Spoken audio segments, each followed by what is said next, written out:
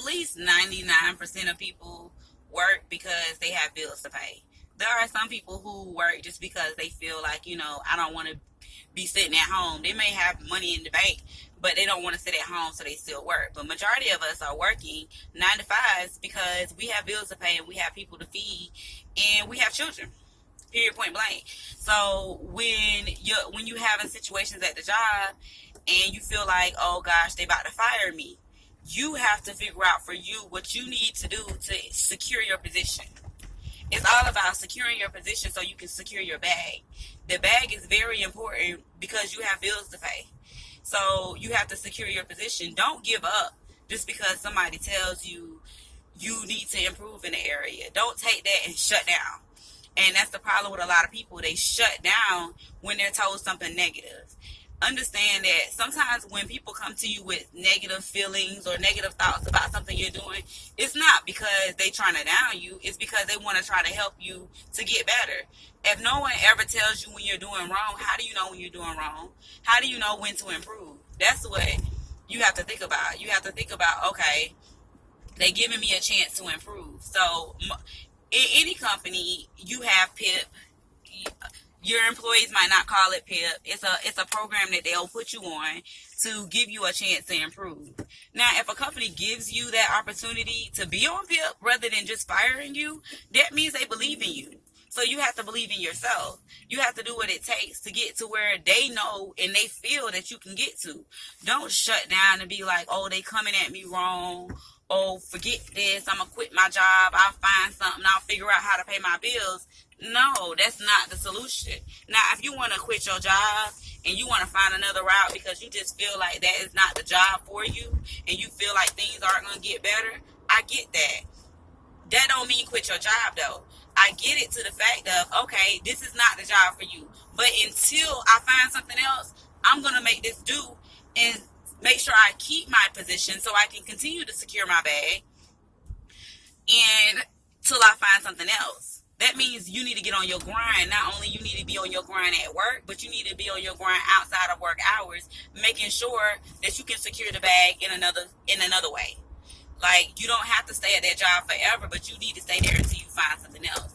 I tell people all the time, do not leave one job before you have another one. And when you go leave a job for another job, you want to make sure that it's a secure position. You don't want to leave a company that you've been at for years and move into a role with a new company and they treat you the same way, and then now you're back in the same situation. So you want to make sure you're making the right decision for you, not the impulse decision. Because with most of us out here have children. So you also have to think about your children when it comes to leaving the workplace. Because when you're out of work, then your child suffers too, because now you're not being able to pay the bills the way you need to pay the bills. You're not being able to provide the way you need to provide. And then you start to struggle. What if you can't find another job? What if there's not something out there that you can get into really fast? You have to make sure you're making the right decisions for you. I talk to people so much about this because I have so many people who get down and out. And I understand work is not the only situation that you might be dealing with right now. You know, this might be a buildup of other stuff too. Now I'm going through so much in life, and now my bosses are coming at me and they're telling me I suck as an employee. So now that's going to make me feel even worse about what's going on in my life because I'm already dealing with stuff. You have to stop doing that. Don't down yourself. Encourage yourself to do better. Tell yourself that I can do this. This is what they ask of me. I can do it.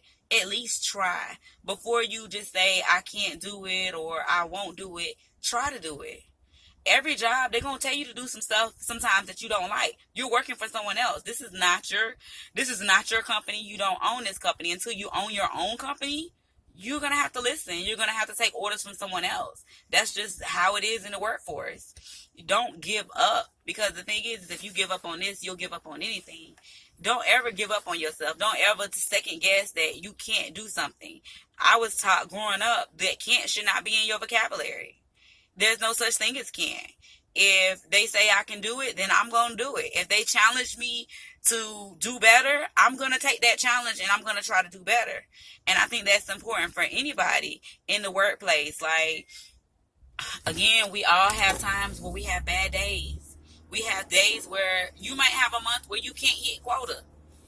That happens. It happens to all of us. But you have to figure out what you need to do that next month to exceed quota, to make up for the month before. You can't just say, okay, well, I didn't hit quota last month, I'm just going to hit it this month. No, you want to exceed it because you want to prove to them that, okay, I can make up for what I missed out on. Just take that time out to think and evaluate. Write down where your flaws are. Know what your pros and cons are in the workplace. And if you need to talk to other people who are excelling in the areas that you're doing bad in, do that. Don't be afraid to go to other people for help.